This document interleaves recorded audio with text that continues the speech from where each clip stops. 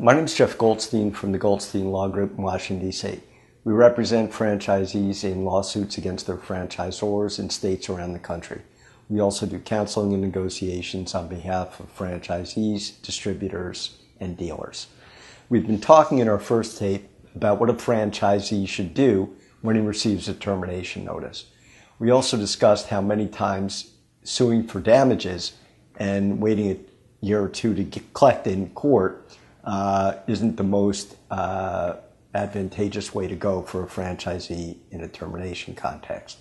We also discussed that in appropriate circumstances, a franchisee would want to seek a preliminary injunction, which we described also as an extraordinary remedy, something very difficult under the law to always get, and it happens in fast order, very quickly.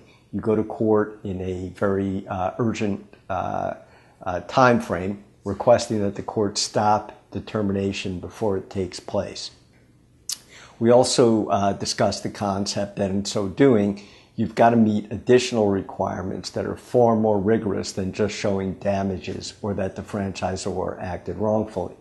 We discussed the idea that pure business loss by itself under most court decisions isn't going to carry the day. You're going to need to show something that's considered irreparable harm, and that's one of the first prongs under a preliminary injunction relationship. So a franchisee lawyer is going to grab at anything that he can to show irreparable harm. A franchisor lawyer is going to argue, hey, you can compensate this guy, even if our franchise termination is wrongful, you can still compensate this guy by paying him the value of the business.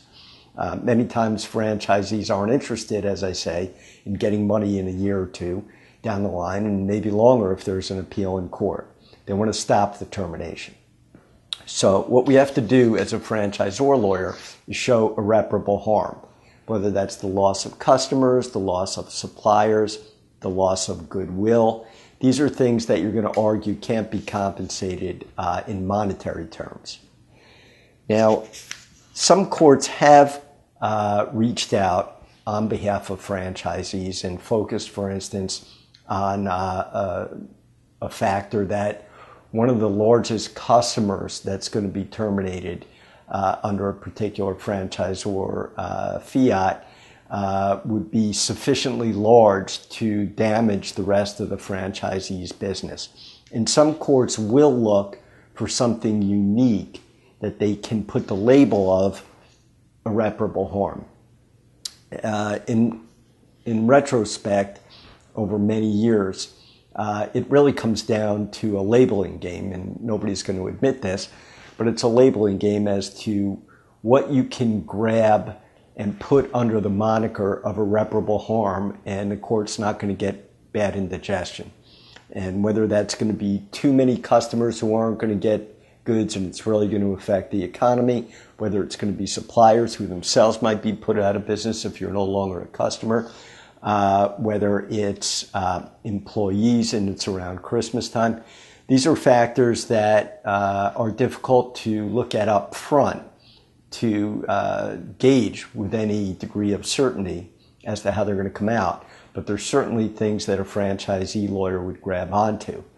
As I say, a preliminary injunction is considered an extraordinary remedy, and you've got to jump through all these hoops to begin with. And the first one is that labeling game of pointing out that whatever's going to happen to you as the franchisee is going to be irreparable. Irreparable in the sense that you cannot monetize it. You can't put a dollar figure on it.